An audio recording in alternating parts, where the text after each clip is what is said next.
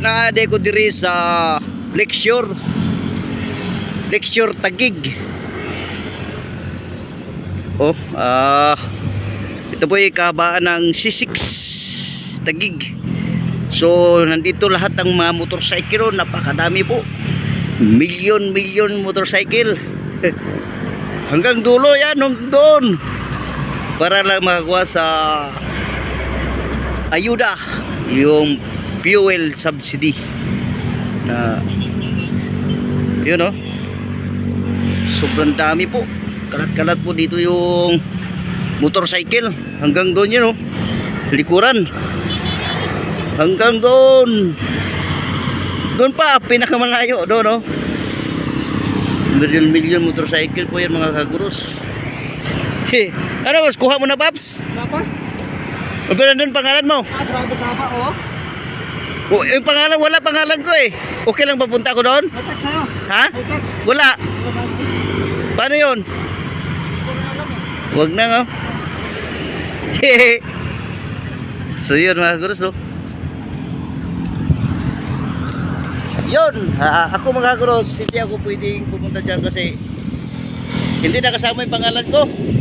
So marami pa rin kaming hindi nakasama sa pangalan, ay listahan, hindi nakasama sa listahan. Kaya ngayon hindi ako pwedeng pumunta dyan. Sayang, nandito na sana ako, pipila sana ako dyan, kaso nga lang hindi pwede.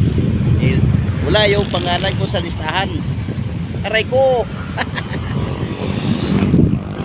So sayang dito mga kuros, ayuda po ito, ito po, kaya dumadami yung mga motorcycle dito mga kuros, dahil ito po yung mga kukuha ng ayuda, subsidy, fuel subsidy, ayuda galing sa gobyerno. Sa sobrang taas ng gasolina, kaya nagkaroon po ng ganito, ayuda po, fuel subsidy. Ito yung pamimigay ng gobyerno. Kaya yun, napakadami talaga motorcycle dito mga kuros. Hanggang dulo yan doon, napakalawak yung parking doon, punong-puno na. Yung gagawin natin, dahil hindi tayo kasali sa listahan, hindi tayo sama sa listahan, sabi ko, sayang din yun kaya wala tayong magagawa niya kasi talagang gano'n yung gagawin natin, uwi na tayo kasi parang ito ng panahon, hindi rin tayo pwedeng bumiyahe dahil balik yung araw at napakainit, may gabi na tayo mabiyahe. So yun, dito pala tayo sa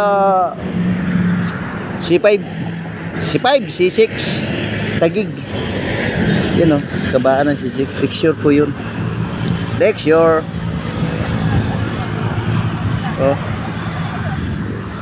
So yun lang po mga kuros. God bless us all. Bye bye.